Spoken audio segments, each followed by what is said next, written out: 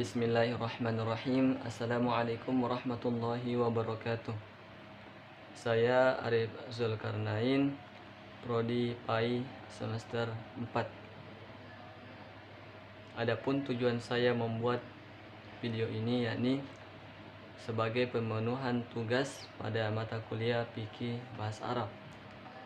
Nah, pada kesempatan ini saya mengambil perkataan dari Imam Syafi'i, yakni yang berbunyi sebagai berikut: Syakautu ila waqi'in su'a hifzi farsyadani ila tarkil ma'asi fa akhbarani bi anna al-ilma nurun wa nurullahi la yuhda lil 'asi. Kata Imam Syafi'i, aku mengadu kepada guruku Waqi' tentang buruknya hafalanku. Kemudian gurunya mengatakan bahwasanya kamu harus meninggalkan maksiat. Lalu ia menyampaikan kepada Imam Syafi'i bahwasanya ilmu itu adalah merupakan cahaya, dan cahaya Allah tidak dihadiahkan kepada pelaku maksiat. Nah, dari peristiwa yang terjadi pada Imam Syafi'i ini dapat kita mengambil kesimpulan bahwasanya maksiat itu adalah merupakan suatu dosa dan juga dia merupakan suatu kegelapan. Nah, ini tidak selayaknya didapat oleh seorang penuntut ilmu, atau tidak selayaknya dilakukan oleh seorang penuntut ilmu, karena akan dapat berdampak kepada seorang penuntut ilmu tersebut. Contohnya yang terjadi pada Imam Syafi'i.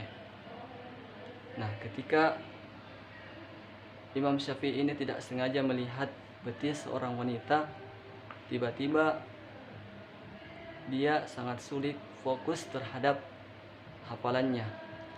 Maka ketika seorang penuntut ilmu melakukan suatu maksiat, baik disengaja maupun tidak disengaja, maka itu dapat berdampak kepada kondisi seorang penuntut ilmu tersebut, yakni dalam hal ini dapat menghilangkan fokus.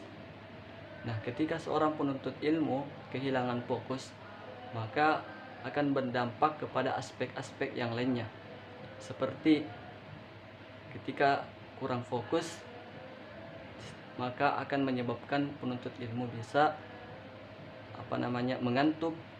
Kemudian dengan seringnya mengantuk ini, maka muncullah sifat-sifat malas kepada penuntut ilmu itu. Maka dalam hal ini seorang penuntut ilmu dianjurkan untuk meninggalkan yang namanya maksiat, agar peristiwa atau akibat dampak maksiat itu tidak akan membuat seorang penuntut ilmu itu bisa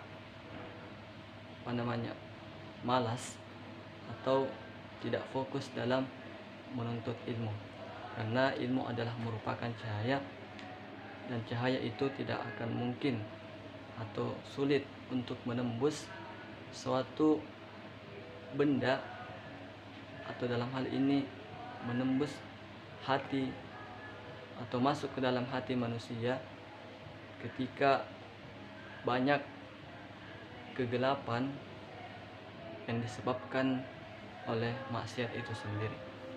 Mungkin itu yang bisa saya sampaikan, lebih dan kurangnya mohon dimaafkan. Wabillahi taufik wassaada. Wassalamualaikum warahmatullahi wabarakatuh.